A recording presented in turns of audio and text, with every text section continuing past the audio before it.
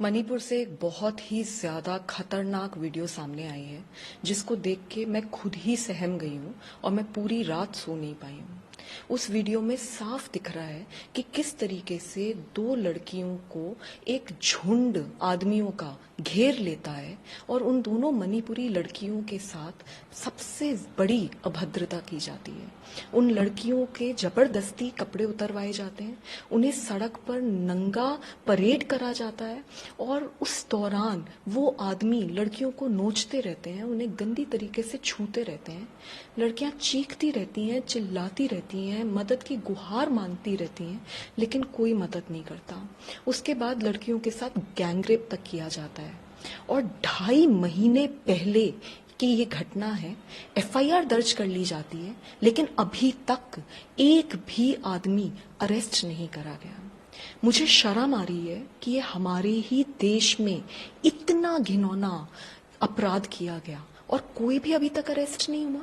और मुझे इस बात पे भी शर्म आ रही है कि केंद्र सरकार पिछले 3 महीने से, जब से मणिपुर जल रहा है, हाथ पे हाथ धर के बैठी है। हमारे देश के प्रधानमंत्री जी ने एक बार भी मणिपुर जाकर वहां पे जायजा नहीं लिया हालात का, और मणिपुर की वायलेंस के ऊपर अभी तक प्रधानमंत्री जी का एक स्टेटमेंट तक नहीं आया है। तो ये क्यों हो रहा है? मणिपुर हमारे ही देश का हिस्सा है। कैसे चलता रहेगा ऐसे अगर वहां पे महिलाओं के साथ इतना अत्याचार होगा? मैं आज पत्र लिख रही हूं प्रधानमंत्री जी को और मणिपुर के मुख्यमंत्री जी को, और मेरी 3 मांगे हैं। सबसे पहले तो कुछ भी कीजिए, अर्जेंटली मणिपुर की वायलेंस खत्म करवाइए। दूसरी बात, ये जो घिनौनी वीडियो सामने आई है उसमें जितने भी आदमी दिख रहे हैं उन सबको चुन चुनकर अरेस्ट करना चाहिए और सख्त से सख्त कार्रवाई होनी चाहिए। एक भी आदमी बख्शा नहीं जाना चाहिए। और तीसरी बात, मैं मणिपुर सरकार से अपील करती हूँ, मैं पीड़ितों से मिलने आना चाहती हूँ। मैं जानना चाहती हूँ कि उनके साथ क्या हुआ है, उनके परिवारों से बात करना चाहती हूँ, क्योंकि मुझे इस बात का डर है कि ये एक इंसिडेंट नहीं है, हो सकता है ऐसा वहां पे और भी लड़कियों के साथ, महिलाओं के साथ हुआ हो। तो मैं महिलाओं और बच्चियों से बात करना चाहती हूँ और सरकार को एक फैक्ट फाइंडिंग रिपोर्ट देना चाहती हूँ, क्योंकि मैं ऐसा मानती हूँ एज अ वुमन कि इस वक्त इस देश में सबसे ज्यादा जरूरी महिलाएं जो मणिपुर में हैं उनको बचाना है।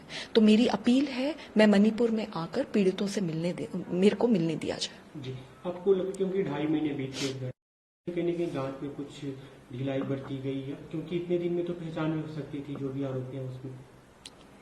इतनी बड़ी घटना हो जाती है और 2.5 महीने तक पुलिस एक भी आदमी को अरेस्ट नहीं करती, तो इसको क्या कहा जाएगा? इसको सिर्फ ढिलाई नहीं कह सकते। मेरे हिसाब से मणिपुर की पुलिस के ऊपर सख्त से सख्त कार्रवाई होने की जरूरत है। कुछ बहुत स्ट्रांग स्टेप्स लिए जाने पड़ेंगे, तभी जाकर महिलाओं को वहां पे बचाया जा सकेगा और तभी जाकर मणिपुर में जो वायलेंस चल रही है उसको रोका जाएगा। एंड मेरे हिसाब से जो भी ऑफिसर्स, पुलिस के ऑफिसर्स इन्वॉल्व हैं इन एक्शन में, उनके ऊपर सख्त से सख्त कार्रवाई होनी चाहिए।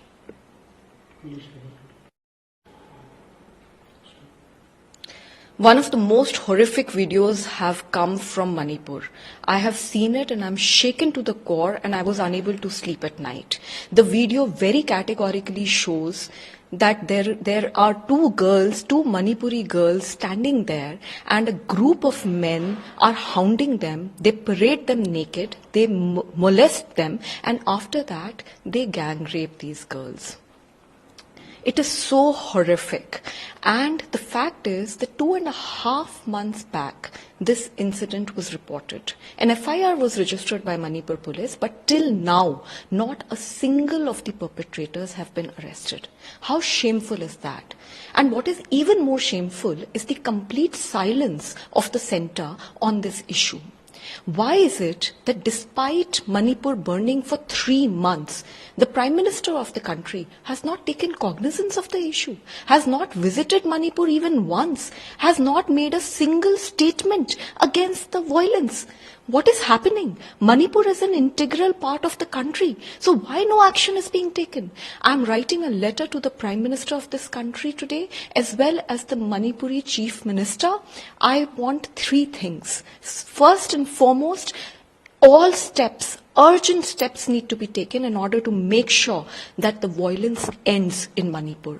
Secondly, all those perpetrators, because they are very clearly being seen in the video, they need to be identified, they need to be arrested, and strongest action has to be taken against them immediately. Also, action should be taken against the police officers for failing to act on such a serious crime for the past 2.5 months.